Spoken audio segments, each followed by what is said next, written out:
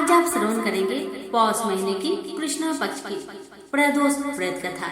हिंदू पंचांग के अनुसार प्रत्येक माह के कृष्ण पक्ष और शुक्ल पक्ष की त्रयोदशी तिथि पर प्रदोष व्रत रखा जाता है।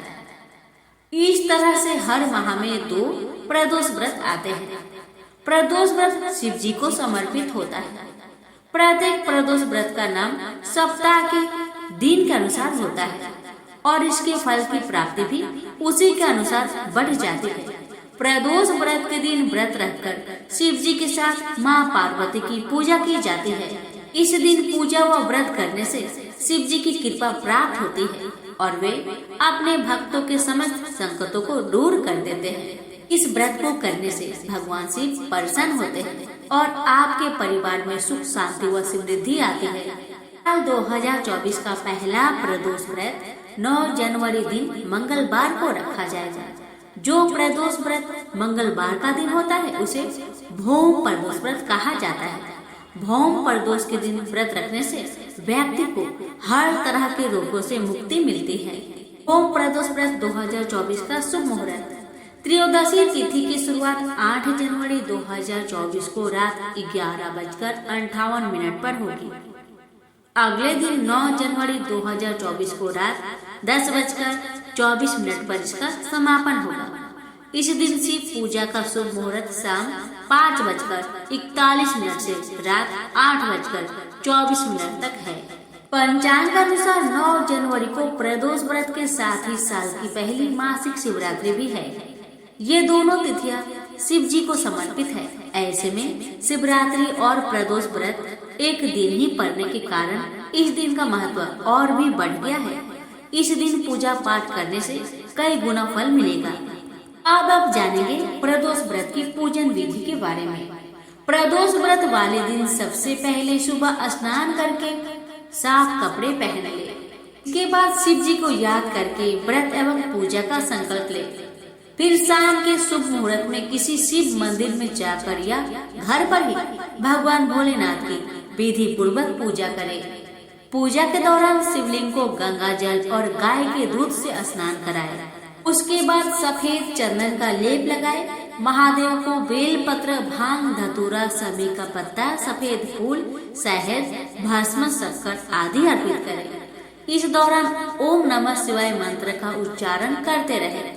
इसके बाद शिव चालीसा का पाठ करें और मंगल प्रदोष यानी भौम प्रदोष की व्रत कथा पढ़े या फिर श्रवण करें और उसके बाद फिर घी का दीपक जलाए और शिव जी की आरती करें।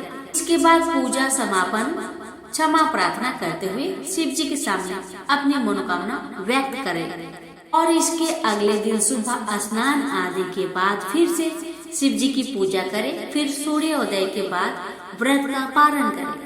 अब श्रवण करें कथा। एक नगर में एक वृद्ध रहते थे। उसका एक ही पुत्र था।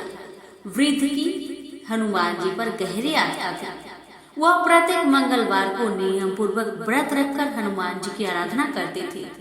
एक बार हनुमान जी उसकी श्रद्धा की परीक्षा लेने की सोची। हनुमान जी साधु का वेश धारण कर वृद्धा के घर गए और पुकारने लगे, है कोई हनुमान भक्त जो हमारी इच्छा पूर्ण करे?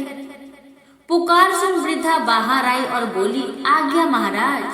हनुमान भेषधारी साधु बोली, मैं भूखा हूँ, भोजन करूँगा, तू थोड़ी जमीन लीप दे। वृद्धा दुविधा में पड़ गई। अंततः हाथ जोड़कर बोली, महाराज लीपने और मिट्टी खोदने के अतिरिक्त आप कोई दूसरा आज्ञा दे, मैं अवश्य पूर्ण करूँगी। साधु ने 3 बार प्रतिज्ञा कराने के बाद कहा, तू अपने बेटे को बुला, मैं उसकी पीठ पर आग जलाकर भोजन बनाऊंगा। यह सुनकर वृद्धा घबरा गई, परंतु वह प्रतिज्ञाबद्ध थी। उसने अपने पुत्र को बुलाकर साधु को सौंप दिया। भेषधारी साधु हनुमान जी ने वृद्धा के हाथों से ही उसके पुत्र को पेट के बल लिटवाया और उसकी पीठ पर आग जलवाई। आग जलाकर दुखी मन से वृद्धा अपने घर को चली गई। इधर भोजन बनाकर साधु ने वृद्धा को बुलाकर कहा, तुम अपने पुत्र को पुकारो ताकि वह भी आकर भोजन लगा ले। इस पर वृद्धा बोली, उसका नाम लेकर मुझे और कष्ट न पहुँचाए। लेकिन जब साधु महाराज नहीं माने तो वृद्धा ने अपने पुत्र को आवाज लगाई। अपने पुत्र को जीवित देख वृद्धा को बहुत आश्चर्य हुआ और वह साधु के चरणों में गिर पड़ी।